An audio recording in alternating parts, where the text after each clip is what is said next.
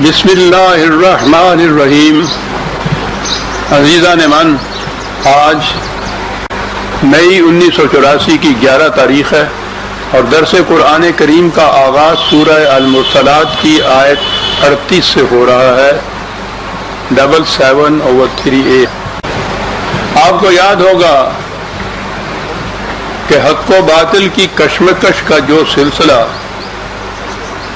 حضرت نوح علیہ السلام کے زمانے سے شروع ہوا، وہ مسلسل متواتر مختلف مراحل میں سے گزرتا ہوا نبی اکرم صلی اللہ علیہ وسلم کے دور ہمایوں میں پہنچا، اور اس میں بھی یہ پھر آہستہ آہستہ حضور کی اس زندگی کے آخری دور میں اس مرحلے میں، اس منزل میں آ پہنچا جسے قرآن نے اس آیت میں یہ کہا ہے، ھذا یوم الفصل، ڈسائسو مومنٹ، فیصلہ کن مرحلہ۔ اور یہ بڑی چیز ہوتی ہے، یہ فیصلہ کن مرحلہ۔ جنگ بدر کو قرآن نے یوم الفرقان کہا ہے، اس کے بھی یہی معنی، چھٹ کے الگ الگ ہو جانے والی بات۔ اس اعتبار سے کہ یہ کشمکش کا فیصلہ کن مرحلہ تھا، ٹھیک ہے، تاریخ ہمیں بتاتی ہے کہ اس کے بعد یہ کشمکش باقی وہاں نہیں رہی تھی، لیکن یہ فرقان یا فصل قرآن نے اس مفہوم میں بھی استعمال کیے ہیں یہ الفاظ کہ انسانوں میں بھی امتیاز ہو جائے گا، اور سب سے بڑی چیز یہ ہے انسانوں میں امتیاز ہونا جو ہے، اس لیے کہ سورہ یاسین میں یہ کہا گیا ہے 36/59، وَامْتَازُوا الْيَوْمَ أَيُّهَا الْمُجْرِمُونَ، اے مجرموں الگ ہٹ جاؤ، الگ ہو جاؤ، شریف انسانوں سے الگ ہو جاؤ۔ یہ بہت بڑی چیز ہے جو قرآن بتا رہا ہے۔ انسانوں کی سب سے بڑی مصیبت یہ ہے جو میں ابھی عرض کر رہا ہوں۔ حیوانات میں یہ پہچاننا مشکل ہی نہیں ہے کہ یہ بکری ہے، یہ بھیڑیا ہے، اس لیے کوئی بکری دھوکہ نہیں کھا سکتی بھیڑیے سے۔ یہ الگ چیز ہے کہ اس کے پاس اپنی حفاظت کا سامان ایسا نہ ہو تو وہ قابو آ جائے، لیکن وہ یہ سمجھ کے دھوکہ نہیں کھا سکتی کہ یہ بھیڑیا نہیں، یہ ہرن ہے۔ ہر حیوان کا امتیازی نشان مستقل ہوتا ہے، اس سے وہ پہچانا جاتا ہے، اس لیے حیوان دھوکے میں نہیں آتا ہے ایک دوسرے کے۔ انسان کے لیے دشواری یہ ہے کہ وہ ہر انسان جو ہے شکل صورت پیکر کے اعتبار سے، ویسے یہ جزیات میں فرق ہو تو اور بات ہے، لیکن ہر شخص انسان ہی ہوتا ہے۔ ان میں انسان اور انسان میں بھیڑیے اور بکری کا فرق نہیں ہوتا، اور یہ وجہ ہے کہ ہم دھوکہ کھا جاتے ہیں، اور ساری مصیبتیں، ساری پریشانیاں، ساری کشمکشیں اس دھوکے کا ہی نتیجہ ہوتی۔ ہمارے ایک دوست تھے، عام اصطلاح میں سمجھ لیجئے کہ زندگی میں بڑے کامیاب، آپ سمجھ لیجئے کہ کامیاب۔ ہم نے ان سے یہ پوچھا کہ یار تم ہمیشہ خوش باش رہتے ہو، ہم ہمیشہ روتے رہتے ہیں، اس کی وجہ کیا ہے؟ کہنے لگا بات صاف سی ہے، کوئی شخص جو ہمارے سامنے نیا آتا ہے، ہمارے قریب آتا ہے، ہم سمجھتے ہیں کہ بڑا فریبکار ہے، اور اس سے ہم اس کے آگے چلتے ہیں۔ وہ فریبکار نکلتا ہے تو ہمیں افسوس کچھ نہیں ہوتا کہ ہم تو پہلے ہی سمجھے ہوئے تھے، اچھا نکل آتا ہے تو اس سے خوشی ہو جاتی۔ تمہارے قریب دو شخص آتا ہے، تم سمجھتے ہو کہ بڑا یہ شریف النفس ہے، بڑا قابل اعتماد ہے، وہ ایسا نکلتا نہیں، تم روتے رہتے ہو۔ یہ جو چیز ہے کہ انسان کو اس کے حلیے سے پہچانا نہیں جا سکتا، اور ہماری تو پھر ساری شاعری اسی کے اوپر ہے۔ کیا کہتا ہے وہ، زلف آوارہ گریباں چاک، او مست شباب، تیری صورت سے تجھے درد آشنا سمجھا تھا میں۔ وہ تو ایک مصرے میں کہہ گیا کہ فریب کس تو اول خوردہ بودم یاد نہیں آیا۔ یہ ہے چیز وہ فریب خوری جو انسان کے اصل ہے۔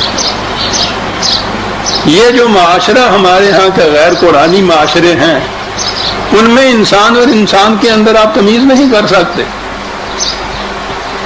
اور دھوکہ دینے والے تو ایسا میک اپ کرتے ہیں کہ پتہ ہی نہیں چل سکتا آپ کو اس سے۔ آپ سوچئے کہ وہ معاشرہ کیسا جنت بدوش ہوگا کہ جس میں دور سے انسان کو پہچان لیا جائے کہ یہ کیسا ہے۔ وَامْتَازُوا الْيَوْمَ أَيُّهَا الْمُجْرِمُونَ، آپ جنتی معاشرہ قائم ہو رہا ہے۔ اے فریبکارو، اے مجرموں، الگ ہو جاؤ، چھٹ کے الگ ہو گو۔ یعرف المجرمون بسیماہم، قرآن کہتا ہے کہ اس میں تو پھر مجرم اپنی پیشانیوں سے پہچانا جاتا ہے، سب چہرے سے پہچانا جاتا ہے۔ کتنا بڑا اطمینان بخش یہ معاشرہ ہوگا کہ جس میں انسان کی یوں پہچان ہو جائے۔ یہ جو قرآن نے فرقان اور یوم الفصل اور وامتاز الامتیازی چیزیں یہ بتائی ہیں، بہت بڑی رحمت ہے انسانوں کے لیے، لیکن کیا بتائیں، تو ہم تو اب قرآن کی یہ آیات دیکھتے ہیں، زیادہ سے زیادہ اس کا مفہوم سمجھتے ہیں، اس جنت کی تو جھلک بھی ہمیں نظر نہیں آتی کہ جہاں دور سے پتہ چل جائے ماتھے سے کہ یہ مجرم ہے یا یہ شریف انسان ہے۔ دھوکہ ہی دھوکہ ہے صاحب، جہنم ہوتا ہی دھوکہ ہے صاحب۔ ھذا یوم الفصل جمعناکم والاولین، اس سے پہلے بھی جنہوں نے کشمکش کی، فریب دیا، تم بھی جو اکٹھے ہو، سب کو الگ کر دیا، الگ کر کے الگ کر دیا۔ چنانچہ آپ دیکھیں گے قرآن کریم میں سب سے بڑی کشمکش منافقین کی وجہ سے تھی۔ وہ جو معاشرے کے اندر ملے جلے رہتے تھے، پہلے پہچانے نہیں جاتے تھے، اور پھر اللہ تعالیٰ کا قانون بھی وہ تو تبدیلی نہیں اس میں کرتا نا۔ نبی اکرم صلی اللہ علیہ وسلم جماعت مومنین سے کہہ دیا کہ ہم نہیں نام لے کے بتائیں گے کہ یہ منافق ہے اور یہ مخلص ہے، تمہیں ان کی علامات سے خود پہچاننا ہوگا۔ انہیں بھی نہیں بتایا خدا نے کہ یہ ابدی طور پہ یہ بات نہیں رہے گی، اسی معاشرے کے اندر ایسا وقت آ جائے گا کہ یہ منافقوں سے تمہارا معاشرہ پاک ہو جائے گا، یا تو وہ مخلص مومن ہو گئے یا ان کو الگ کر دیا گیا۔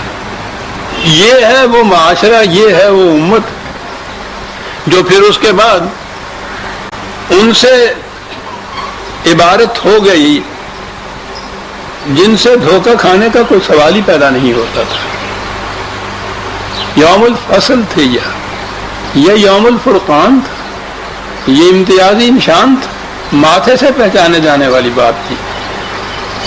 فَإِنْ كَانَ لَكُمْ كَيْدٌ فَكِيدُونِ، پھر وہی بات آگے جو میں کہا کرتا ہوں کہ یہ سارے معاملات اس دنیا کی کشمکش کے ہیں، قیامت میں جو کچھ ہوگا وہاں جا کے دیکھا جائے گا، اس پر ہمارا ایمان تو ہے، اسے ہم اپنے شعور کی موجودہ سطح پر سمجھ نہیں سکتے کہ وہ کیا ہے، اور اس کا تعلق بھی نہیں ہے سمجھ کے ہم کر کیا لیں گے۔ وہاں کی بات جو ہوگی وہ تو ایک اٹل ہوگی، وہاں تو جا کر نہ توبہ ہوگی، نہ اعمال کی گنجائش ہوگی، نہ اس میں کسی قسم کی تبدیلی آ سکے گی، جو وزن ہوگا اس کے مطابق پرچی مل جائے گی صاحب۔ یہ تو اسی دنیا میں ہے کہ پہلے سے یہ چیزیں پتہ بتا دی جائیں تو اصلاح کر لی جائے، کوئی ازالہ کی صورت پیدا کر لی جائے، کوئی تدبیر پیدا کر لی جائے۔ اب یہ دیکھیے کہا گیا ہے کہ یا پھر آج یہ اکٹھا کر دیا ہم نے تم سب کو، فَإِنْ كَانَ لَكُمْ كَيْدٌ فَكِيدُونِ، کوئی بات اگر سازش کی ہے تمہارے پاس، خفیہ تدبیریں جیسے تم پہلے کیا کرتے تھے، اگر کوئی اور باقی ہے تو کر دیکھو وہ بھی، تو یہی کی بات ہے نا۔ یہ تو قیامت میں ان سے یہ کہنا کہ کوئی تدبیر باقی ہے تمہارے پاس تو وہ کر دیکھو، تو وہ تو بات ہی نہیں ہے، وہاں کیا تدبیریں اور وہاں کیا کریں گے۔ عزیزان من، ہم آخری مراحل میں آ رہے ہیں قرآن کریم کے، پتہ نہیں زندگی کا، پھر ان چیزوں کو ذہن میں رکھیے کہ یہ چیزیں اس دنیا کی کشمکش کے متعلق ہیں۔ ویل یومئذ للمکذبین، پھر وہ جو تم تکذیب کیا کرتے تھے، جھٹلایا کرتے تھے کہ نہیں صاحب ہماری اس قسم کی روش کا نتیجہ تباہی کیسے ہو سکتا ہے، ہم نہیں مانتے، اس کو جھٹلایا کرتے تھے، آج دیکھ لیا تم نے کہ اس کا نتیجہ کیا ہوا، آج تباہی سامنے آ گئی نا تمہارے۔ اور اس کے مقابل میں ان المتقین فی ظلال وعیون وفواکہ مما یشتہون، دوسرا گروہ متقین کا ہے. بڑی جامع اصطلاح ہے قرآن کی. مفہوم اس کا ہے زندگی کے ہر خطرناک گھاٹیوں سے محفوظ اور بچ کر چلنے والے. اور محفوظ طریق تو وہی ہے جو صراط مستقیم قرآن نے بتایا ہے، انہیں وہ متقین کہتا ہے. یہی مومنین ہیں، یہی متقین ہیں. اصطلاحات مختلف اس کی ہیں. یہ متقین جو ہیں اب وہ آئے جنت کی طرف. وہی تشبیہات قرآن نے جو کہا ہے کہ تمثیلی انداز سے جنت کا ذکر کیا گیا ہے، لیکن جو جنت یہاں ملی تھی ان لوگوں کو، اس میں تو یہ چیزیں محسوس طور پر سامنے آئی تھیں. عربوں کے لیے سایہ اور شیریں اور ٹھنڈے پانی کے چشمے، اس سے بڑی جنت ہی کوئی نہیں. جنت کے معنی باغ تھے، باغ جن کے نیچے پانی کی نالیاں بہہ رہی ہوں، گھنے سائے، شیریں پھل جھکے ہوئے ہر ایک کی دسترس میں. یہ چیز تھی جو جنت. یہ ملی ان لوگوں کو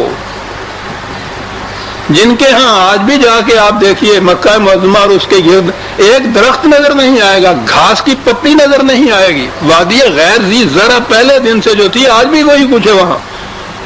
انہیں پھر ایسی زمینیں ملی کہ پوچھئے نہیں پھر کہ ان کی خوشگواریوں کی کیا کیفیت تھی. ظلال وعیون. میں پھر عرض کر دوں اس میں کہ یہ معاشرہ اگر متقین کا ہو جائے تو یہی دنیا، یہی ارض جنت بن سکتی ہے. آپ سوچئے ایک معاشرہ جس میں کسی اجنبی سے آپ ملیں تو آپ اس سے کہیں کہ السلام علیکم، میں تمہاری سلامتی کا خواہاں ہوں، اور یہ منافقت سے نہ ہو، یقینی طور پر اسے معلوم ہو، وہ اعتماد کرے، اس کے اوپر قابل اعتماد ہو، جاننے والا ہی نہیں ہر اجنبی سے بھی یہ کہا جائے اور وہ اس کے ریسپروسٹی مقابل سے وہ کہے وعلیکم السلام، میں تمہاری سلامتی کا خواہاں ہوں. دو ملنے والے ایک دوسرے کو اعتماد میں لے رہے ہیں کہ میں تمہاری سلامتی کا خواہاں ہوں. کیفیت آپس میں رابطے کی یہ کہ یسرون علی انفسہم ولو کان بہم خصاصہ، یہ خود تنگی ترشی میں گزارا کر لے گا، اس کی ضرورت کو مقدم سمجھے گا. قرآن میں جنتیوں کے متعلق خصوصیت یہ ہے کہ کسی کے دل میں چھپی ہوئی کوئی ایسی بات نہیں ہوگی جو وہ دوسرے سے چھپا کر رکھنا چاہے. اللہ اکبر.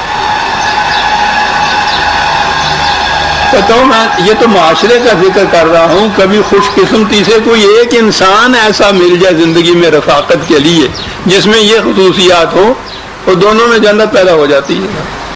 اور جتنی مومنین کی خصوصیات ہیں ان کو آپ دیکھیے کہ معاشرہ ہو ان لوگوں پر مشتمل جن میں وہ خصوصیات ہوں تو وہ جنت نہیں بن جائے گا، وہ جنت. اور پھر قرآن نے تو مختلف مقامات میں یہ کچھ بھی بتا دیا ہے. جنت ارضها السماوات والارض 3/132. جنت جو آسمانوں سماوات کا ترجمہ بلندیاں کہہ لیجیے، تو عرض تو یہی زمین ہے نا. جنت کے یہ زمین اور یہ سماوی جو کچھ بھی ہے وہ سارے اس کے احاطے کے اندر ہیں. تو جنت کو لے لیجیے، عرض کو لے لیجیے نا آپ. عرض میں جنت بننے کے متعلق تو قرآن کہتا ہے، جب اس کی وسعت کو بتا رہا ہے کہ اس کے اندر عرض بھی ہے، تو یہاں جنت بنے گی. ایک اور مقام پہ اس سے بھی زیادہ ہے، متقین کا ذکر ہے نا. یہ ہے 50/31 50 اور 31. بڑی عجیب آیت ہے، بلکہ 2-3 آیتیں مسلسل آتی ہیں. جنت کے متعلق ہے وَأُزْلِفَتِ الْجَنَّةُ لِلْمُتَّقِينَ غَيْرَ بَعِيدٍ. متقین کا معاشرہ ہوگا تو جنت کو ہم کھینچ کے لے آئیں گے ان کے پاس، اس میں اور ان میں جنت میں دوری کوئی نہیں رہے گی. اگر یہ معاشرہ جنتی نہیں بن جائے گا اور ان کی وجہ سے یہ ارض جنت نہیں بنے گی تو یہ پھر کیا مانے اس کے. قریب تر کر دی جائے گی جنت، اس میں بعید بودھ رہے گا نہیں. تو وہ تصور جو تھا کہ قیامت میں مرنے کے بعد ہی جا کے وہ ملے گی، تو اس بودھ کا کہنا کیا صاحب. یہاں تو کسی کو ملے گا ہی نہیں. زاہد نہ خود پیو نہ کسی کو پلا سکو، کیا بات ہے تمہاری شراب طہور. بعید بود نہیں ہے، غیر بعید ازلفت الجنت للمتقین غیر بعید. ھذا ما توعدون، وہ ھذا کہہ کے تو یوں بتا رہا ہے. اب ہمارے ہاں کیونکہ اس کا تصور ہی نہیں ہو سکتا تھا، یہ سارا کچھ ہوگا کہ وہاں کہے گا اللہ میاں ان سے، یہاں نہیں کچھ کہہ رہا ہے، یہاں قریب نہیں آئے گی وہ جنت. ٹھیک ہے سچے ہیں ہم لوگ بھی. اہل جہنم کو یہ کس طرح احساس دلا دیا جائے کہ جنت تمہارے قریب آ سکے گی. باقی دنیا کو چھوڑ دیجئے کہ ان کے کیا یور. ہم جو ان لوگ چیزوں کو پڑھنے والے دیکھنے والے ہیں، 1000 برس سے جہنم کی زندگی کے اندر مسلسل چلے آ رہے ہیں. اور اس طرح سے جو قرآن نے کہا ہے کہ ما ہم بخارجین من النار، نکل نہیں سکیں گے. قرآن میں ہے کہ جب کبھی کوئی کوشش بھی کرے گا کہ اس میں سے نکل جائے، دھکا دے کے وہیں ڈال دیا جائے گا، اس کو نکلنے کی گنجائش نہیں ہوگی اس جہنم سے. دھکا دے کے وہیں. جو قوم 1000 برس سے اس طرح جہنم میں آیا، وہ یہاں کی زندگی کی جنت کے متعلق کیا سمجھے اور کیا اعتبار کر لے. ساتھ متقین کا ہی لفظ ہے کہ جنت کو ان متقین کے معاشرے کے قریب لایا جائے گا اور بودھ نہیں رہے گا، ان دونوں کے درمیان کوئی فاصلہ نہیں رہے گا. سب سے بڑی خصوصیت کیا بتائی؟ وَفَوَاكِهَ مِمَّا يَشْتَهُونَ. لفظی ترجمہ تو یہی ہے کہ وہ پھل جنہیں وہ پسند کریں گے. کلو وشربو ہنیم، کھاؤ پیو نہایت خوشی سے. بظاہر تو یہ بات عزیزان من اتنی ہے کہ مختلف قسم کے پھل ان میں سے جو پسند کرو کھا لو، لیکن یہ تو بڑی دور کی بات ہے جو قرآن کہہ گیا ہے. خدا کی ساری مخلوق میں انسان کو ایک شرف حاصل ہے اور وہ ہے اختیار و ارادہ کی آزادی. اب آپ کی نگاہ ادھر جا سکے گی جب میں کہوں گا کہ چوائس، یہ مما یشتہون میں آ گئی نا بات چوائس کی. چوائس ہی تو آزادی کا نام ہے، انتخاب ہی کا تو آزادی کا نام ہے. آپ کے اختیار کا استعمال جس کے راستے میں کوئی رکاوٹ نہ ہو، اسی کو تو آزادی کہا جاتا ہے. یہی شرف انسانیت ہے. تو قرآن جہاں جہاں اس قسم کے الفاظ لاتا ہے، در حقیقت اس کے معنی یہ ہوتی ہیں کہ وہ جو ہم نے تمہیں اختیار و ارادے کی قوت عطا کی تھی، اس کو ایکسرسائز کرنے کے لیے پورا معاشرہ وہ ہوگا، پوری آزادی حاصل ہوگی تمہیں. کس قسم کی آزادی؟ یہ چیزیں کئی دفعہ آ چکی ہیں. 41/30 41/30 ہاں بات تو لمبی ہے. ان الذين قالوا ربنا الله ثم استقاموا تتنزل عليهم الملائكة الا تخافوا ولا تحزنوا. جن لوگوں نے کہہ دیا کہ ہمارا رب اللہ ہے اور پھر اس پر استقامت سے جم کر کھڑے ہو گئے، ان کے اوپر ملائکہ کا نزول ہوتا ہے. ملائکہ نازل ہوتے ہیں ان کے اوپر، بشارت دیتے ہیں ان کو آ کے اس جنت کی. وہ جنت میں کیا چیز؟ نحن اولیاؤکم فی الحیات الدنیا وفی الآخرۃ. یہ دیکھیے جنت کی بشارت دیتے ہیں اس زندگی میں، دنیا کی زندگی میں اور آخرت کے اندر. دنیا کی زندگی میں جو بشارت دی جا رہی ہے جنت کی، اس میں ہوگا کیا؟ وَلَكُمْ فِيهَا مَا تَشْتَهِي أَنفُسُكُمْ وَلَكُمْ فِيهَا مَا تَدَّعُونَ. اس میں جو چاہو گے ہوگا، جو مانگو گے ملے گا. یہ ہے شرف انسانیت کی آزادی کا. کسے آزادی کہتے ہیں؟ جو چاہو گے وہ ہوگا. کیا بات ہے، جو مانگو گے وہ ملے گا.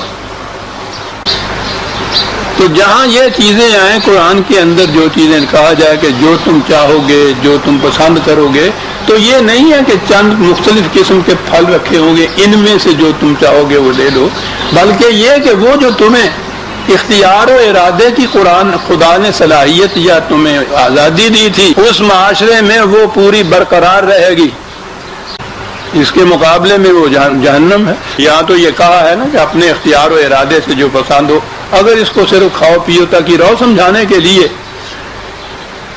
جہنم میں پہلی چیز تو یہ ہے کہ آزادی کا سوال ہی نہیں ہے، چوائس ہی نہیں اس کے اندر، 2 پاسبلٹیز ہی نہیں ہے، 2 ممکنات نہیں ہے.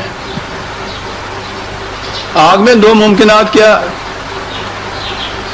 اور پھر جہنم کا داروغہ مالک کہلاتا ہے، ماسٹر، باقی تو سلیبز ہوتے ہیں. اس کے اندر جو کچھ ملتا بھی ہے تعامن ذا وسط میں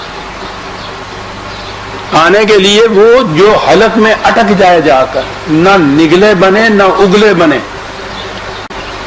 دیا جائے گا تو سوال نہیں کہ وہ کچھ چائس ہو، وہ تو ایسی چیز ہی نہیں ہوگی. کہا جائے گا زک، ایسے جیسے ادھر ادھر سے پکڑ کے ٹھوس رہے ہو اس کے زک، انا کا انت العزیز الکریم، تو بہت بڑا معزز باکرامت بنا پھرتا تھا وہاں، کھانے کھا بڑھیا ہوا، کھا اس کو زک.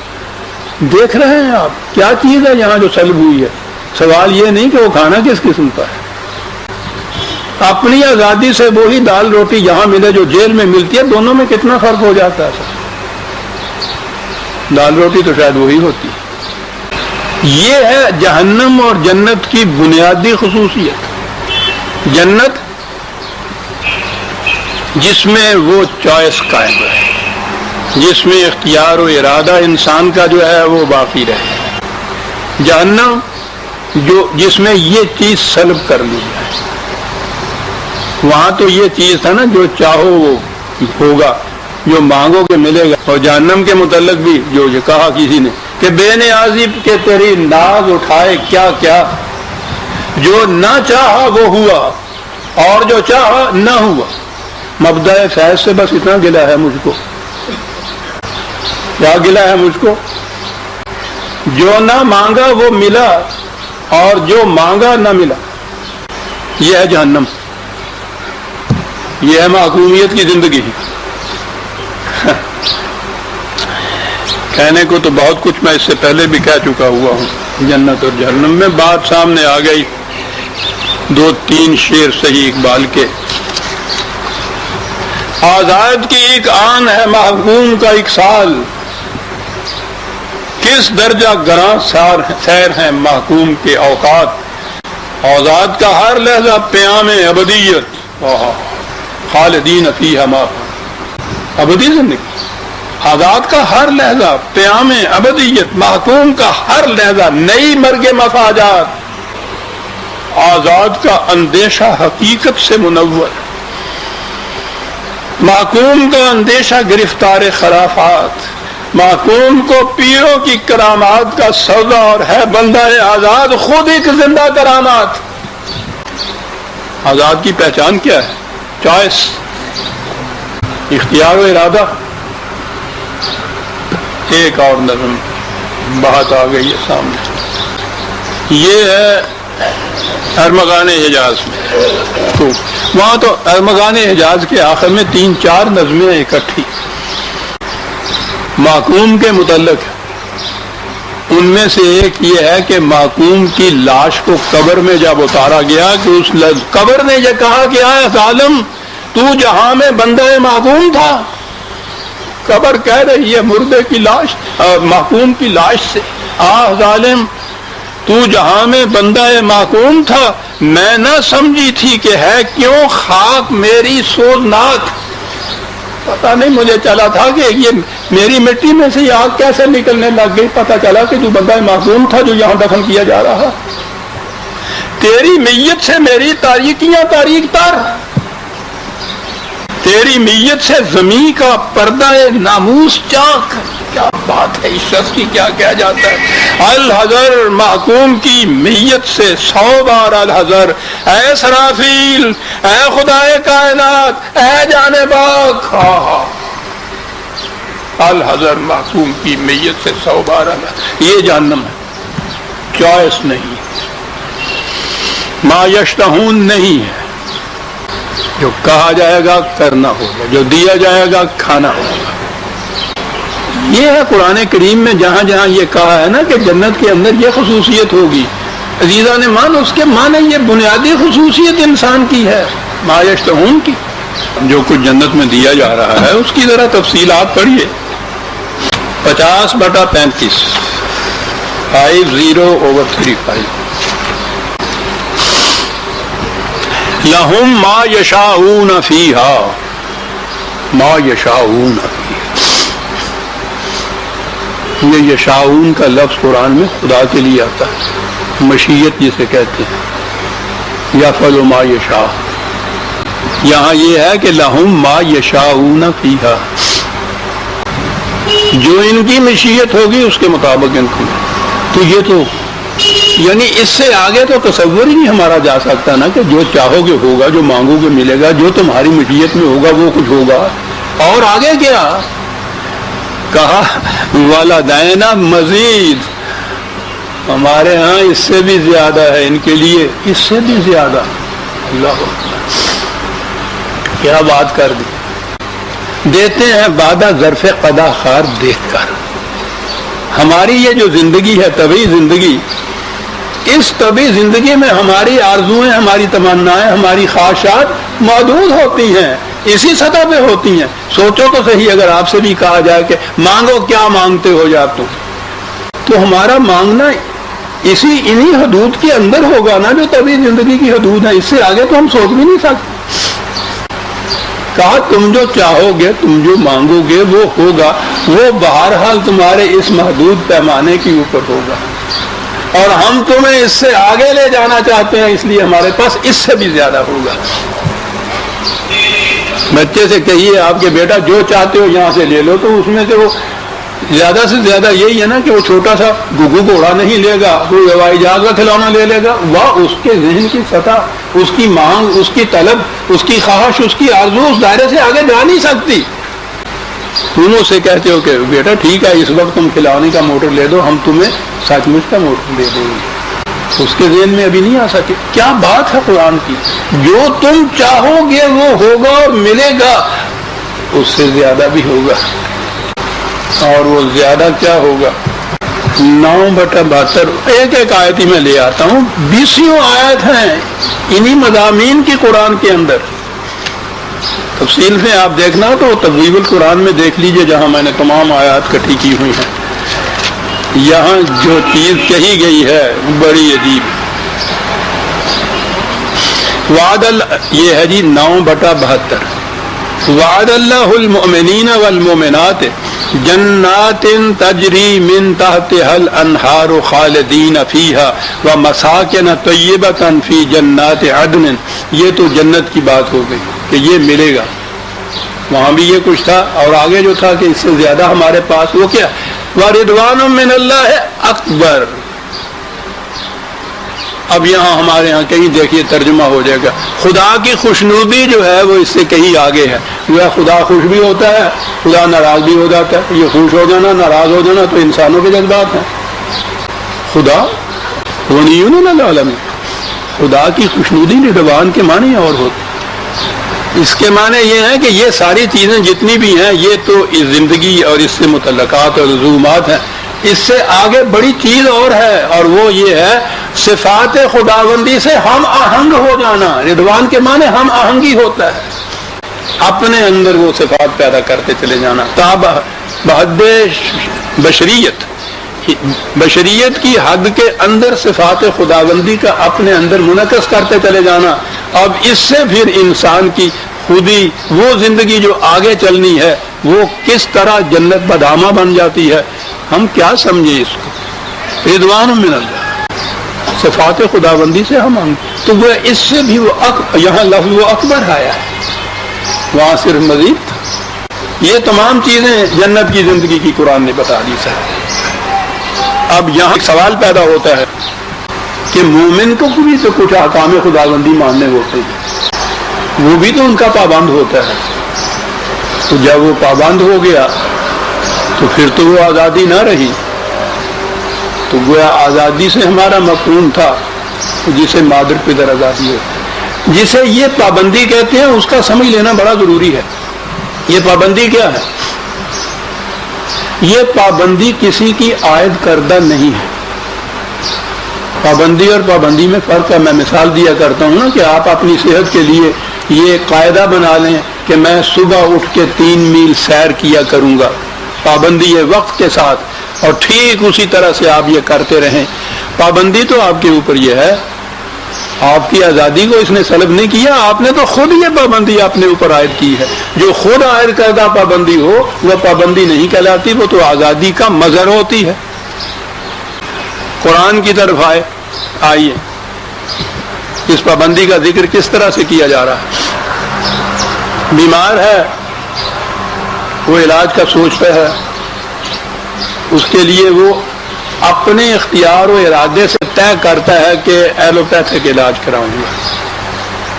طے کر لیا، پابندی عائد کر لی، باقی ایلیمینیٹ کر دیے طریقے.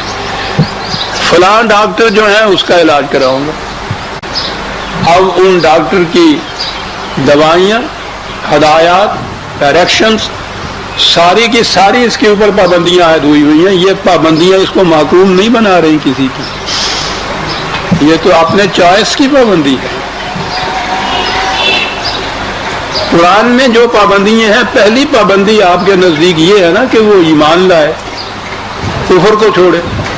اس ایمان کے متعلق کیا ہے؟ 18/29 حوالے لکھتے جائیے، بڑے اہم ہیں. یہ آیت تو بار بار آئے گی. قُلِ الْحَقُّ مِن رَبِّكُمْ، الحق تمہارے رب کی طرف سے یہ آ گیا. پھر فَمَنْ شَاءَ فَلْيُؤْمِنْ وَمَنْ شَاءَ فَلْيَكْفُرْ، جس کا جی چاہے اسے اختیار کر لے، جسے جی چاہے اسے چھوڑ دے. تو یہ تو پہلی چیز جسے آپ ایمان کہتے ہیں وہ شاء کے ساتھ ہے، انسان کی مشیت پہ نہیں، خدا کی مشیت پہ نہیں کہ جسے ہم چاہیں مومن بنا دیں، جسے چاہیں ہم کافر بنا دیں. وہ تو قرآن نے 20 مرتبہ کہا کہ اگر انسان کو اس طرح سے مجبور پیدا کرنا ہوتا جیسے کائنات کی باقی مخلوق ہے، اسی طرح سے ہم اس کو بھی پیدا کر دیتے. ہم نے اس کو صاحب اختیار و ارادہ بنایا. من شاء، ہم نے صرف حق بھیجا ہے. من شاء فلیؤمن ومن شاء فلیکفر. آپ دیکھتے ہیں کہ آزادی کو کیسے برقرار رکھ رہا ہے. یہ تو ہے ایمان لانا جسے آپ کہتے ہیں، پہلی بنیادی چیز. اور اس کے بعد پوری زندگی جو ہے اس میں یہ عزیزان من مذہب کی کسی دنیا کے کسی مذہب کے پلیٹ فارم سے دیکھیے، یہ چیزیں آپ کو کہیں نہیں مل سکتی. پوری زندگی میں انسان کے متعلق ہے کہ اعملوا ما شئتم، ہم اپنی دنیا کے اندر اپنی مشیت چلاتے ہیں، تمہاری دنیا میں ہم دخل نہیں دیتے. ما شئتم، اپنی دنیا میں تم جو تمہاری مشیت ہو اس کے مطابق کرو، جو تم چاہو اس کو کرو، ہم نہیں دخل دیں گے. نبی اکرم صلی اللہ علیہ وسلم کی زبان مبارک سے بار بار قرآن میں ہے اعملوا علی مکانتکم انی عامل، تم اپنے پروگرام کے مطابق عمل کرو، مجھے اپنے پروگرام کے مطابق عمل کرنے دو. ما شئتم اعملوا ما شئتم، وہی بنیادی چیز ہے جس پہ میں آج زور دے رہا ہوں، اس ہدف پہ. انسان کی آزادی کو برقرار رکھنا یہ ہے قرآن کا مقصود و مطلوب. اسی کا نام جنت کی زندگی ہے. اس پہ کسی انسان کی طرف سے پابندی عائد کر دینا یہ جہنم ہے، یہ محکومیت ہے، یہ ذلت انسانیت ہے. کسی انسان کو اس کا حق حاصل نہیں. ما کان لبشر ان یؤتیہ اللہ الکتاب والحکم والنبوۃ ثم یقول للناس کونوا عبادا لی من دون اللہ. کسی انسان کو اس کا حق حاصل نہیں، وہ قانون کا ضابطہ لیے ہوئے ہو یا انتظامیہ کے اقتدارات اس کو حاصل ہو، وہ نبی بھی کیوں نہ ہو، اس کو اس کا حق نہیں ہے کہ وہ انسانوں سے کہے کہ تم خدا کے نہیں میرے محکوم بن جاؤ. کسی انسان کو حکومت ہے ہی نہیں قرآن. دوسرے انسان کی آزادی کو سلب کر لینے کا حق ہی نہیں ہے. میں نے پہلے عرض کیا کہ جسے آپ نے ایمان کہا ہے وہ ما شاء، پھر جو کام کرنا ہے اعملوا ما شئتم ہے. اب خدا کے احکام کی اطاعت یہ چیزیں بھی تو قرآن میں ہیں. اس کے اندر جیسا میں نے ابھی عرض کیا ہے وہ ڈاکٹر کی ہدایت پہ عمل کرنا ہے، وہ محکومیت اور مجبوری نہیں ہے. تم نے خود اس کو اپنا ڈاکٹر چوز کیا، خود تم نے اپنے چوائس سے اس کی دوائیوں کو اپنے لیے بہتر سمجھا، اس کی ہدایات جو ہے اس پہ عمل کرتے ہو. عربی زبان میں قرآن کریم نے اس کے لیے اطاعت کا لفظ آیا ہے، اور تا کے معنی ہوتی ہیں وہ پکی ہوئی کھجور جو اب خود اوپر سے نیچے گرے. جھامپل سے کچی کھجوروں کو جو گرانا ہے وہ تا نخل نہیں کہلاتا، خود گرے وہ. کیا بات ہے. لفظ اطاعت کے اندر جائز ہے. دوسرا لفظ اس کے لیے اتباع ہے. اتباع ان کے ہاں کہتے تھے گائے بکری اونٹ وغیرہ کا نوزائیدہ بچہ آگے آگے گائے جا رہی ہوتی ہے ماں اس کی، اس کے پیچھے پیچھے وہ بچہ چلا جا رہا ہوتا ہے، کسی زنجیر میں بندھا نہیں ہوتا، ماں کوئی اس کو حکم بھی نہیں دے رہی ہوتی اور اس کے پیچھے چلا جا رہا ہوتا ہے. یہ کیا چیز ہے؟ اپنا چوائس ہے. ایک کشش ہے اس کو محسوس ہو رہی جو اس کے پیچھے لیے چلی جا رہی. در پہ بیٹھا ہوں تیرے بے زنجیر، یہ اتباع ہے قرآن کا جو لفظ ہے. اتنی کشش محسوس کرے اس کے اندر کہ اس کشش کے پیچھے پیچھے خود اپنی مرضی سے چلا جا رہا ہو. اور ایک اور لفظ آتا ہے اس کی طرف کبھی کسی کی نگاہ نہیں. لیسل بران وہ ہے نا لفظ، بر ایک لفظ آتا ہے، بر یہ نہیں. اور ہمارے یہاں تو ترجمہ یہ نیکی یہ نہیں ہے، بری یہ نہیں. عربی کا لفظ فارسی زبان کا ترجمہ بیڑے گھر ترجمہ بر. یہ ان دونوں سے اہم چیز ہے صاحب. اس میں پھر بھی تا کے اندر تو کسی کے حکم کی اپنی پسندگی سے اطاعت کرنا. اتباع کسی خارجی کشش کے پیچھے چلنا، اس میں پھر بھی خارج کی چیز ہے. ایک تیسری چیز ہوتی ہے، آپ سانس لیتے ہیں، یہ نہ کسی کے حکم کی اطاعت ہے، نہ کسی خارج سے کسی کے پیچھے چلنے کی بات ہے. یہ کیا چیز ہے؟ زندگی کو برقرار رکھنے کی آپ کو پوری آزادی ہے، اس کے لیے ایک عمل خود بخود جاری رہتا ہے. یہ جو آزادی کا عمل خود بخود جاری رہتا ہے اس کو بر کہتے ہیں عربی زبان میں. یہ ہے اطاعت جسے خدا کے احکام کی اطاعت آپ کہہ رہے ہیں. اس میں محکومیت آتی ہے، اس میں تو خدا کی محکومیت بھی نہیں آتی عزیزان من ان الفاظ کی روح سے جو ہمارے ہاں ہے. آزادی انسان کی، اختیار و ارادے کی، چوائس کی، یہ ہے مقصود و مطلوب قرآن کی تعلیم کا. خدا اس کو یہ بنانا چاہتا ہے. آنچ حق می خواہد آن سازت ترا، جو خدا چاہتا ہے کہ تم بن جاؤ قرآن تمہیں وہ بنا دیتا ہے. ما یشاء کہا جو تم چاہو کرو. کہا کہ یہ پھر تمہیں بتائیں یہ جو بندے ہمارے ہوتے ہیں یہ کرنے والے، ان کی کیفیت پھر کیا ہو جاتی. بڑی اہم ہے. یہ آیتیں آ چکی بھی ہوئی ہیں میرا خیال. یہ جب بھی کسی چیز کے اندر انہوں نے فیصلہ کرنا ہوتا ہے، چوائس کا فیصلہ کرنا ہوتا ہے نا، جب دو قسم کی ممکنات، ٹو پاسبلٹیز ہوں، دو راستے ہوں، یہ اختیار کروں یا وہ اختیار کروں، یہ کروں یا وہ کروں. اگر تو وہ ڈاکٹر کی ہدایات اس کے پاس محفوظ ہیں تو وہ دیکھ لے گا یہ کھاؤں یا نہ کھاؤں، ڈاکٹر صاحب نے کیا کہا. جو ڈاکٹر صاحب نے کہا ہے وہی میں اندر سے اپنے فیصلہ کروں کہ مجھے یہ کرنا چاہیے. غور کیا آپ نے؟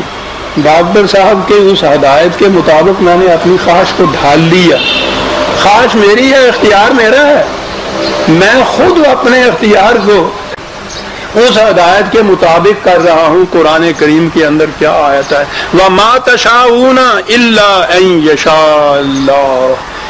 مومن کی مشیت، اس کا اختیار و ارادہ، وہ پہلے دیکھتا ہے کہ خدا کیا چاہتا ہے اس معاملے کے اندر، اور اس کے بعد وہ وہی خود چاہنے لگتا ہے جو خدا چاہتا ہے. محکومیت اس میں بھی نہیں، جبر اس میں بھی نہیں، آزادی نہیں چھینی. اپنے فیصلے کے لیے ایک روشنی اس نے لی ہے، ایک ہدایت لی ہے، دیکھا ہے، بات ٹھیک ہے.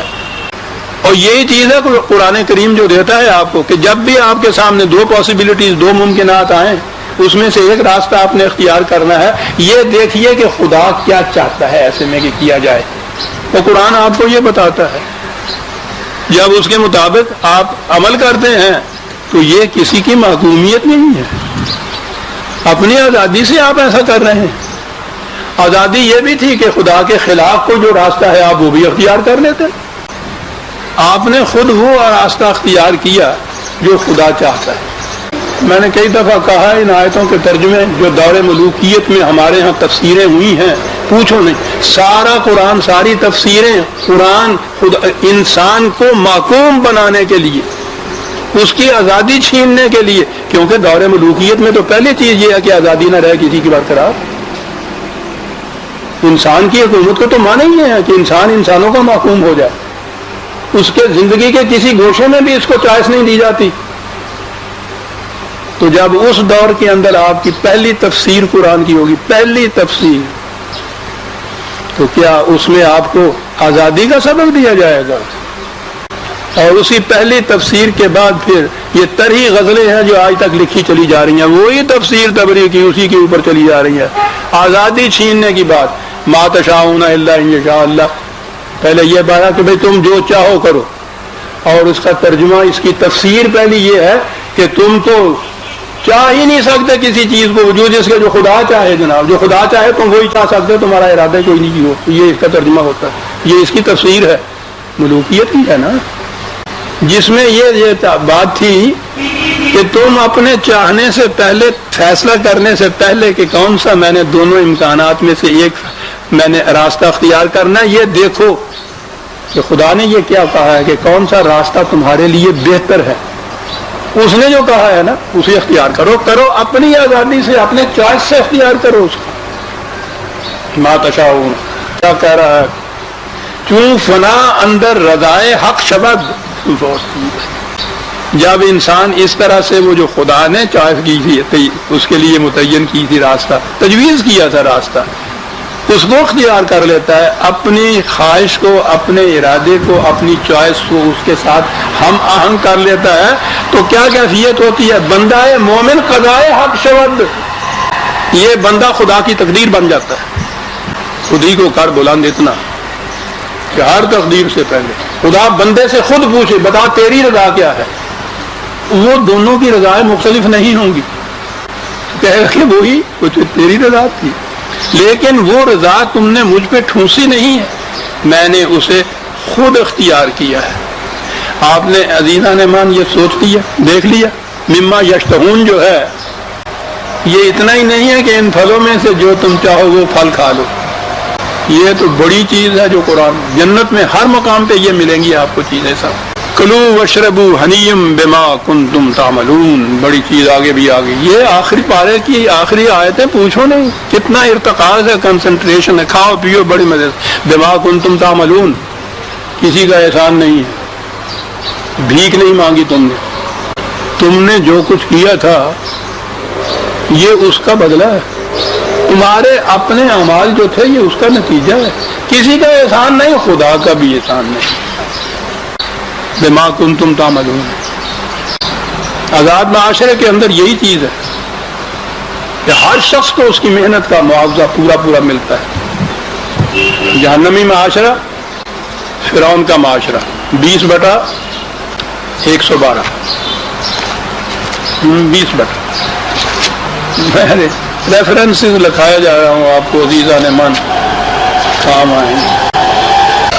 جہاں را دیگر گو کر دیا مرد خدا گاہے، میں تو نہیں کہتا مرد خدا گاہے، لیکن قرآن کو پیش کرنے والا یہی کیفیت ہوتی ہے، جہاں را دیگر گو کر، یہاں کہا ہے معدن تو، وَمَن 20/112، وَمَن يَعْمَلْ مِنَ الصَّالِحَاتِ وَهُوَ مُؤْمِنٌ، مومن ہے، معاشرہ وہ جنتی جو معاشرہ ہے، تو اس کے اندر کیا کیفیت ہوگی، فلا یخاف ظلم ولا حزما، اس میں کسی کے اوپر ناانصافی نہیں ہوگی، کسی کی محنت کو ایکسپلائٹ نہیں کیا جائے گا، یہ حزمن کا لفظ، استحصال اس میں نہیں کیا جائے گا، تو گویا جنت کی زندگی وہ ہے کہ جس میں کسی کی محنت کا استحصال نہ کیا جائے، اس میں ظلم نہ ہو، دماغ کنتم تعملون کے مطابق سب کچھ ملے، انا کذالک نجزی المحسنین، تم نے حسن کارانہ زندگی بسر کی، اس کا حسن کارانہ نتیجہ تمہارے سامنے آ گیا، اس کے مطابق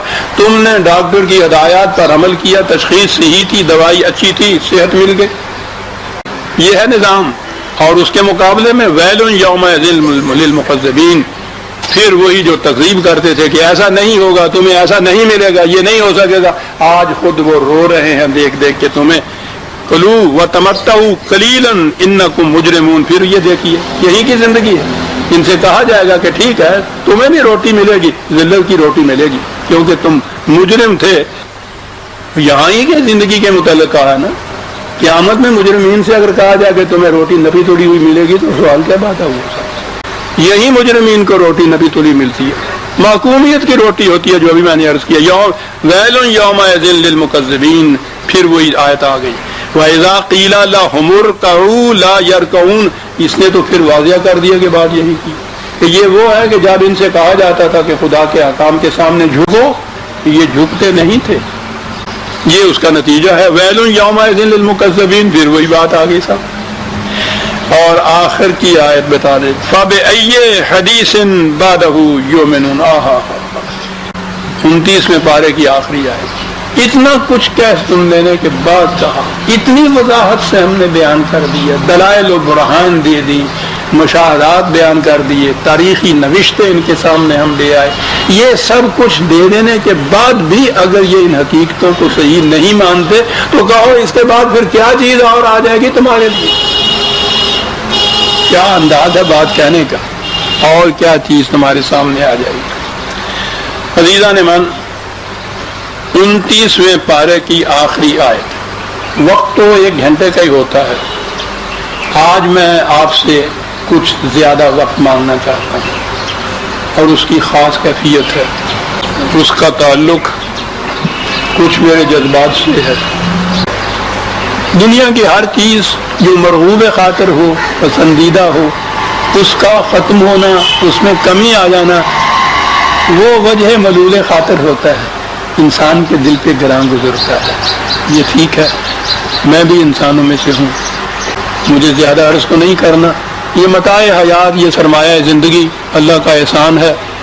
مجھے کبھی اتنا میسر نہیں آیا یا میں نے کبھی اتنا حاصل کرنے کی کوشش نہ کی کہ جو اتنا فراواں ہو کہ اس میں کمی مجھے وجہ ملول ہو. ادارے کے مطابق وہ دیتا گیا. مرغوب خاطر چیزیں میری, ذوق لطیف جو تھا اس کی تسکین کے لیے فنون لطیفہ کی چیزیں, ان میں کمی اور ختم کا سوال نہیں پیدا ہوتا. وہ اپنے اندرونی جذبات کے نسبت سے ان چیزوں کے اندر کشش ہوتی ہے, وہ بھی بات نہیں. میرے لیے اس کائنات میں مرغوب ترین متاع حیات خدا کی کتاب اور محبوب ترین ہستی اس کتاب کا لانے والا نبی اکرم صلی اللہ علیہ وسلم. اب اس وقت میں قرآن کی بات کرتا ہوں, 2 منٹ کے بعد حضور کی بات بھی کروں صلی اللہ علیہ وسلم. قرآن کریم کی صورت یہ ہے کہ یہ ایک بحر بے قرار ہے, ایک ایسی ندی ازل اس کے پیچھے ابد سامنے, نہ حد اس کے پیچھے نہ حد سامنے. اس کے ختم ہو جانے کا تو سوال ہی پیدا. لیکن جب اسے کاغذوں کے فانوس کے اندر ہم نے محفوظ کر دیا تو یہ مادی پیکروں کے اندر آ گیا. اب اس کا شمار بھی ہم اپنے حساب و شمار سے کرتے ہیں. پہلا پارا, دوسرا پارا, پھر تیسرا پارا. اب میں اپنی اس کیفیت کو آپ کے سامنے لاتا ہوں. بچپن سے 5-6 سال کا ہوں گا کہ قرآن کا پارا میرے ہاتھ میں آیا. ٹھیک ہے, وہ ہر بچے کے ہاتھ میں ہوتا. قریب 50 سال سے عزیزان من میری کیفیت یہ ہے, اس دن کے سوا کہ جب میں طبعاً معذور نہ ہو گیا ہوں, قرآن کریم کی تابدار روشنی سے میری آنکھیں منور ہوتی رہی ہر روز. یہ کیفیت 50 سال سے ہے, لیکن ایک احساس 50 سال سے ہی میرے اوپر ہے. اسے آپ جذباتی کہیے, شعوری تو نہیں. جب بھی میں 29 پارے کے آخر میں پہنچتا ہوں تو مجھے کچھ دھکا سا لگتا ہے کہ یہ ختم ہونے لگا ہے. ٹھیک ہے, میں بھی منطق کی روح سے اس کی دلیل نہیں دے سکتا جسے میں لامنتہا مانتا ہوں, لیکن وہ جو شمار ہمارا ہو رہا ہے نا محسوس قاعدوں سے, محسوس طریقے سے, 29ویں کے یہ جو میں نے آپ کہا ہے نا آپ سے کہ یہ 29ویں پارے کی آخری آیت ہے, یوں ہی نہیں کہا, میرے دل میں ایک طوفان اٹھ رہا ہے. وہی جو میں نے عرض کیا ہے جو ساری عمر میرے ساتھ ہوتا رہا ہے. یہاں میں پہنچتا ہوں تو یوں احساس ہوتا ہے کہ اب یہ ختم ہو جائے گا، اور میں پھر اس ختم نہ ہونے کے یا اس ختم ہو جانے کے احساس کو اس طرح سے بہلاتا ہوں کہ جب آخری سورت کی یوسوس فی صدور الناس من الجنت والناس آتا ہوں تو میں کرتا یہ ہوں من الجنت والناس الحمدللہ رب العالمین الرحمن الرحیم، میں یوں کر لیتا ہوں اس کو کہ وہاں کا وہ جو تاغا ہے میں توڑتا نہیں، وہاں یہاں آ کے اس کی گرہ دے لیتا ہوں اور پھر شروع ہو جاتا ہوں۔ انسان اپنے آپ کو بھی کس قسم کے حسین فریب دے لیتا ہے۔ قرآن کریم کی کیفیت یہ ہے، میری ہونے والا بحر ذخار ہے، یہ کیفیت میری اور زیادہ شدت کے ساتھ ابھری ایک اور مقام پر۔ میں نے معارف القرآن کا سلسلہ شروع کیا، پہلے اس کا نام معارف القرآن تھا، بعد میں الگ الگ جلدوں کے الگ الگ نام آئے، اور اس میں حضرات انبیاء اکرام علیہم السلام کی داستان جلیلہ مسلسل چلی آ رہی تھی۔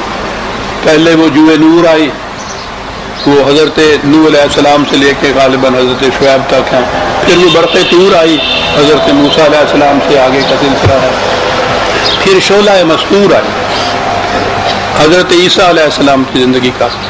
اب وہاں یہ جو پیچھے سلسلہ چلا آ رہا تھا،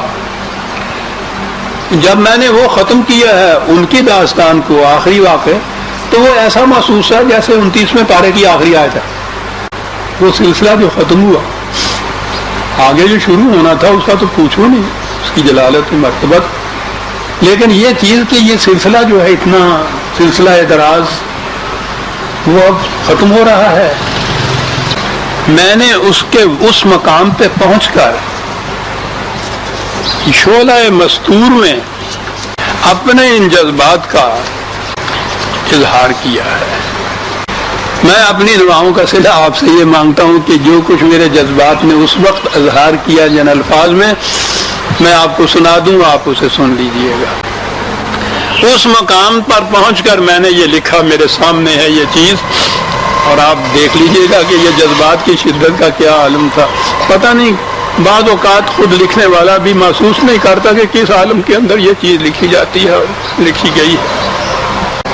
میں نے لکھا تھا، طائران حزیرہ قدس کا وہ کاروان شوق جو صبح ازل جھلملاتے تاروں کی سکوت افزا شبنمی چھاؤں میں جانب منزل روانہ ہوا تھا، قندیل آسمانی کی بصیرت افروز جہاں تاب روشنی میں زمزمہ سنج و نغمہ بار جذب و کیف کی نورانی وادیاں طے کرتا اس مقام تک آ پہنچا ہے جہاں سے چراغ منزل روشنی کے جگمگاتے مینار کی طرح دور سے مسکراتا نظر آتا ہے۔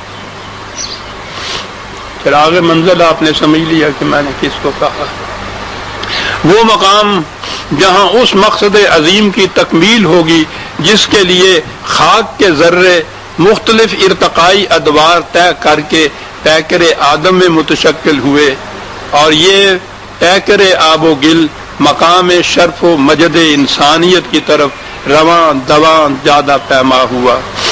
نفوس قدسیہ کا یہ قافلہ رشد و ہدایت ایک جوئے رواں تھی جو دامن کہکشاں سے فراز کوہ پر جلوہ بار و گوہر ریز ہوئی اور سینہ کوہ کو چیرتی بڑی بڑی چٹانوں سے ٹکرا کر بجلیاں پیدا کرتی۔ آپ اندازہ لگا لیجئے جو کشمکش حق و باطل کی ہو رہی تھی کس انداز سے اس میں میں نے عرض کیا ہے، اللہ کا یہ فضل تھا۔ ہاں، سینہ کوہ کو چیرتی بڑی بڑی چٹانوں سے ٹکرا کر بجلیاں پیدا کرتی، سرود زندگی کو اپنی لہروں کے آغوش میں پرورش دیتی، داخل دشت و صحرا ہوئی۔ گوئٹے کا یہ ایک نظم ہے محمد صلی اللہ علیہ وسلم، اقبال نے اس کا ترجمہ کیا ہے اپنے ہاں فارسی زبان میں۔ نعت کی دنیا میں میرے نزدیک اس سے بلند مقام شاید ہی کسی کو نصیب اور ہوا ہو۔ اقبال نے اپنے ہاں بھی لکھا ہے، گوئٹے جو کہہ گیا ہے وہ عجیب حقائق کی دنیا ہے، میں اس کا ترجمہ نہیں کر سکتا۔ اس نے لکھا ہے کہ در خواب ناز بود با گہوارہ صحاب محمد صلی اللہ علیہ وسلم، یہ ہیں وہ لوگ جن کی آنکھیں پا لیتی ہیں کہ یہ کیا مقام تھا اور یہ کیا ہستی تھی۔ در خواب ناز بود، بگہوارہ صحاب وا کرد چشم شوق با آغوش کوہسار، فاران کی چوٹیوں کے اوپر آ کر آنکھ کھلی، از سنگ ریزہ نغمہ کو شاید خرام او، اس کی رفتار پتھروں کے ریزوں سے نغمے پیدا کرتی ہوئی چلی آ رہی تھی اور لاہور سیمائے ہو کیوں آئینہ بے رنگ و بے غبار، اس کی پیشانی جلوت بار بے رنگ و بے غبار، زی بہرے بے کرانہ چے مستانہ میرواز، اس بے کرا سمندر کے اندر وہ لہر کس قدر مستانہ انداز سے چلی آ رہی ہے، در خود یگانہ آج ہم در خود یگانہ آج ہمہ بیگانہ میرواز، اپنی ذات کے اندر دیکھو دوسروں سے بیگانہ رہا۔ میں نے لکھا کہ یہ مست خرام جوئے بار دشت و صحرا میں زمین صالحہ کو لالہ زاروں میں تبدیل کرتی اور خس و خاشاک اور ہر کشت زبوں حاصل کو اپنی موجوں کی لپیٹ میں بہاتی آگے بڑھتی گئی۔ انبیاء کرام کی داستان کا سلسلہ، گاہ اپنی سکوت افزار روانیوں سے سبزۂ نو دمیدہ کا منہ چومتی اور جھکی ہوئی شاخوں کو آئینہ دکھاتی، اور گاہ کف بر دہاں طغیانیوں سے بڑے بڑے سرکش و تناور درختوں کو جڑ سے اکھیڑتی۔ محمد الرسول اللہ والذین معہ اشداء علی الکفار رحماء بینہم، این و آن سے بے نیاز، ماحول سے مستغنی، گرد و پیش سے غیر متاثر، اپنی خودی میں مست، انسانوں کے خود ساختہ قوانین و ضوابط سے بے رخی برتتی اور صرف اس قانون سرمدی کا اتباع کرتی جس کے تابع زندگی بسر کرنے کے لیے اس کی تخلیق ہوئی تھی، جانب منزل بڑھتی گئی۔ گوئٹے کہتا ہے کہ دریائے پر خروش ز بندو شکن گذشت، شداء الکفار، دریائے پر خروش ز بندو شکن گذشت، از تنگ نائے وادیو کوہ دمن گذشت، ان گھری ہوئی وادیوں کے اندر سے چیرتی ہوئی گزری، یکساں چوں سیل کردہ نشیب و فراز رہا، مساوات محمدی۔ پانی کا کام یہی ہے، جہاں وہ گڑا ہوتا ہے اس کو بھی بھرتا ہے، جہاں فریز ہوتا ہے اس کے اوپر سے اس کی سطح ہموار ہوتی ہے۔ لگے کہ یہ جو تھی تعلیم محمدی، یہ اس طرح سے نشیب و فراز کی سطح کو ہموار کرتی ہوئی، طبقات کو مٹاتی ہوئی آگے بڑھتی گئی۔ از کاخ شاہ و بارہ و کشت و چمن گذشت، اس نے نہ تو بادشاہوں کی طرح خراج معصول کیا کسی سے، نہ کسی باغبان کی طرح اپنا حصہ ان کی محنتوں سے اور چمن کے پھلوں سے مانگا۔ بے تاب ہو، تند تیز ہو، جگر سوز ہو، بے قرار، کیا کہوں میں اس نام، بے تاب و تند و تیز و جگر سوز و بے قرار، در ہر زمان بتازہ رسید از کوہن گذشت۔ دور کوہن میں جو چیزیں شکستہ ہو چکی ہوئی تھی ان کو چھوڑتے ہوئے جدید دنیا کی منزلیں طے کرتے ہوئے آگے بڑھتا گیا۔ زیب دہر بے کرانہ کہ مستانہ میرود، در خود یگانہ از ہمہ بے گانہ میرود۔ اور میں نے پھر دیکھا کہ یہ قافلہ رشد و ہدایت، یہ کاروان نور و نکہت ہر ناقہ بے زمام کو دعوت قطار دیتا اور ہر رہروے سفر حیات کی تقدیروں کی پردہ کشائی کرتا، اس مقام تک آ پہنچا ہے جہاں آثار منزل نکھر کر سامنے آ گئے ہیں۔ تکمیل سفر کی ہنگامہ خیز مسرت اور حصول منزل کی مسرت انگیز کیفیت کا اندازہ ہم شکستہ پاک کیا لگا سکتے ہیں، نہ جن کے قدم آشنائے جادہ، نہ آنکھیں شناسائے منزل۔